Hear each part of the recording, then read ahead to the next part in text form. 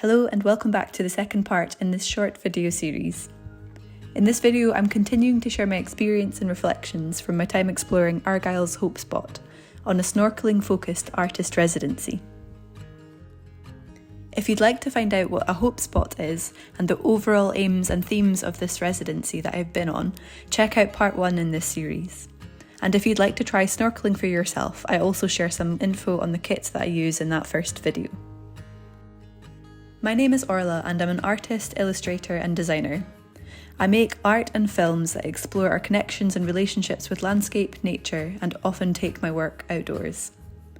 I hope that these films encourage you to find your own sense of nature connection and adventure, whatever that means for you, and perhaps even get making outdoors too.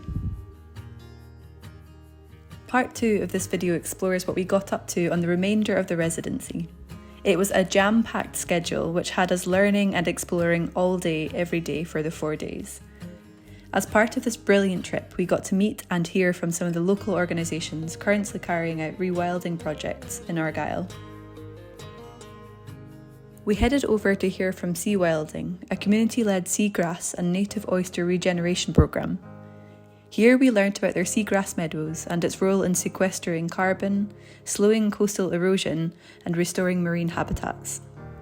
If you'd like to learn more about Seawilding and the brilliant work that they do, I'll link to their site down below. They were also featured in a beautiful film by Patagonia, which is well worth a watch too.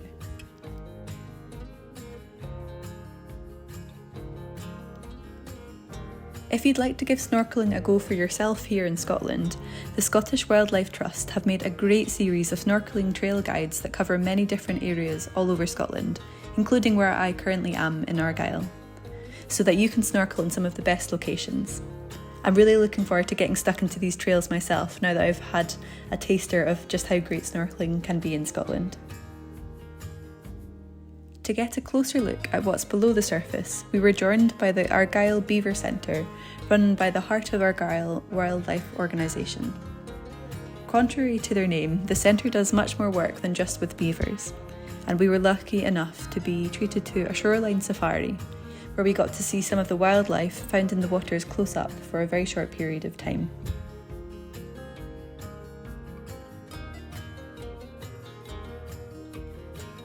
Later in the afternoon, we headed to a workshop led by lead artists Jane and Louise, which was all about jelly plate printing.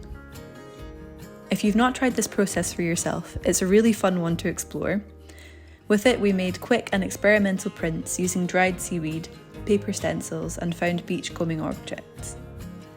This process gave us a quick, graphic, and almost photographic print on paper, which we made to go towards a collaborative artwork later in the week. This workshop was focused on play and thinking about making and doing with your hands over the planning. It's a really joyful process to try out and was great to explore shape and texture. On another day, we swam to a nearby island and followed its coastline. The current was a little stronger swimming here, and I was reminded how much I love that feeling of, albeit safe, currents in swimming in the sea. Something I really don't get from my local lochs. This swim was amazing because on my way over to the island, I got to swim over a barrel jellyfish, which was swimming mysteriously a few metres below, like some big ethereal light. We saw more starfish, sea squirts, and seaweed varieties here, and got to have a peek at what ecosystem was living within this 1 metre shelf. I remember feeling totally liberated after this swim in particular. In the evening, Fergus, one of the residents, brought out a hydrophone so we could have a go at listening to the sounds of the sea and see what we could hear in the water. It basically is just a simple microphone which you can drop into the water and it picks up all the audio there. And this was a really beautiful way to wind down for the evening, listening to the water on the pier, watching the sunset, and we even caught a 2-second glimpse of an otter. Our final day saved the best snorkelling for last. This spot was so rich with light bulb sea squirts, which were an awesome sight to see, something I had never seen before. By day 4, on the final day of the residency, I really was getting into the swing of things and being able to see much more in my environment. I think this was a blend of feeling much more comfortable in the water, feeling much more confident, having started to recognise some of the species from previous days so that the environment wasn't altogether new. And this kind of repetition of looking and seeing and filming and sketching had really helped me to be able to become more aware of where I was swimming and what I was swimming alongside and in amongst. And so by the end, I really feel like I'm not sure if this final snorkelling spot really was richer than the other sites, or it's just that I had learnt to see more by the end of the week. To wrap up this beautiful experience, Jane and Louise led us through our last art workshop to create a collaborative piece using the prints from earlier in the week. We used different materials to work into the prints and create a large scene of all that we had seen, learned and experienced, and it was lovely to see everyone's marks in conversation together, summarising the shared week.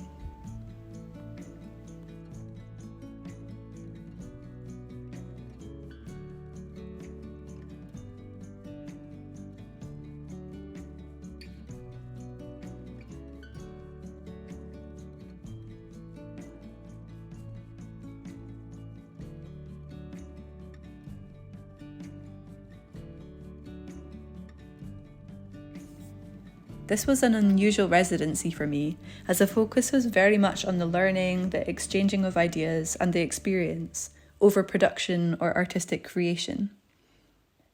It was really great to have a break from making and make space for thinking and for new ideas to surface. It was also brilliant to spend a week doing something so physical and get back into my body. Art can require lots of mental and emotional energy, and my way of making often lends me to be fairly sedentary when I'm not outside researching, that is, which can mean I can very quickly get in my head a little bit too much. I'll make a follow-up video in the future exploring how I'm taking this residency back into my own work. I'd love to be able to dive straight into one big project with this inspiration as my sole focus, but unfortunately I've got a few projects and commissions already lined up for the autumn. I've got ideas for paintings and illustrations percolating, involving maps, place names and guides, but let's just wait and see what emerges. Really, I think the work will come slowly over time, alongside my existing work, to form a body of work in itself dedicated to the Hope Spot. Saying that, I did manage to get a little painting done when I got back, whilst the experience is still fresh in my mind. I decided to create a few paintings as part of my Finding Nature series of originals on paper, which seemed a natural fit to expand this series, which I wanted to bring to a close at the end of August anyway. For these paintings, I focused on documenting the experience of snorkelling, capturing the emotions and sights as colours, textures and pattern in this abstract series of work. If you'd like to know more about this Finding Nature series, I've got a previous video which I'll link here. And I'll be sharing these paintings with my newsletter subscribers at the end of August in 2023. So if you'd like early access to any of these, you can sign up over on my website, linked down below. As always, thank you so much for watching and following along. And if you've had any inspiration from this video, I would love to hear it down in the comments below. And equally, if you have any snorkelling tips and tricks for me that I can take forward into my own adventures, I would absolutely love to hear them.